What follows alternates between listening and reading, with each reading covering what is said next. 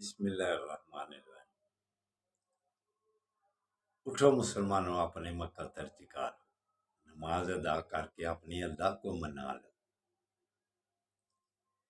کھول کے دیکھ چشم دل لاتا ہے لطف کیا نماز میں، ہر طرف آتا ہے نظر نور خدا نماز میں۔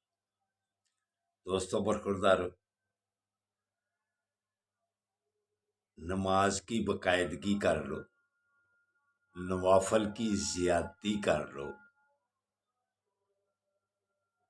نماز کے بعد، فرائض کے بعد یا کبیروں کا ورد کیا کرو۔ اللہ کی مہربانی سے جب آپ اللہ کے ناموں کا ورد کریں گے، آپ کی صحت برقرار رہے گی، آپ صحت مند رہیں گے۔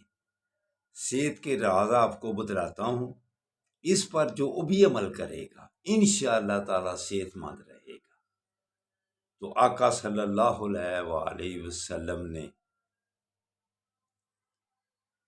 ارشاد فرمایا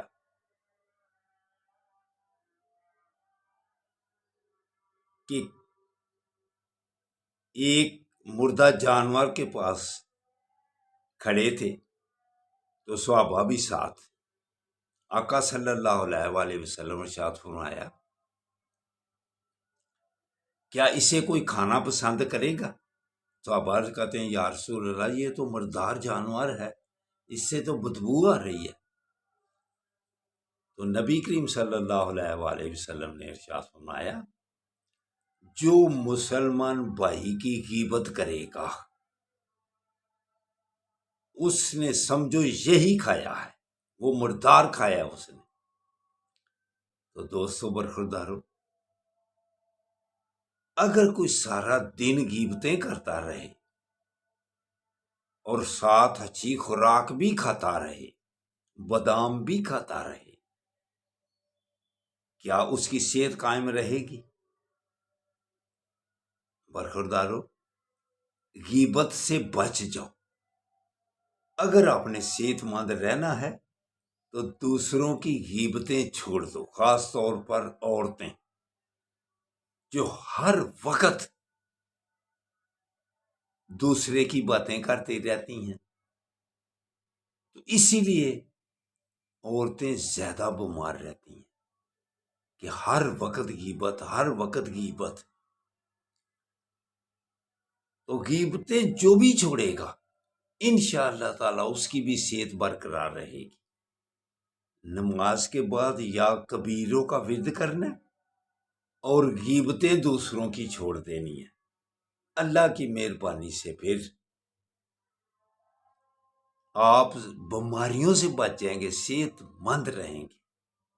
علامہ اقبال بھی کیا خوب ارشاد فرماتے ہیں، درد دل کے واسطے پیدا کیا انسان کو، وگرنہ اطاعت کے لیے کم نہ تھی کروبیاں۔ دوستو، انسانوں کے ساتھ ہمدردی کرو، ان کی غیبتیں بند کر دو، محبت سے رہا کرو۔ جو آدمی محبت سے رہتا ہے وہ بیماریوں سے بچ جاتا ہے، الجھنوں سے بچ جاتا ہے، پریشانیوں سے بچ جاتا ہے۔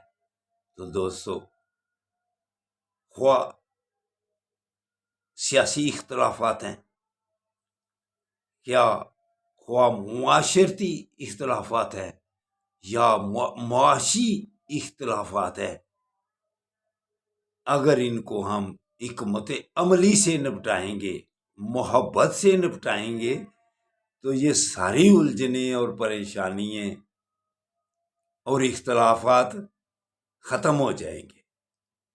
تو اٹھو دوستو،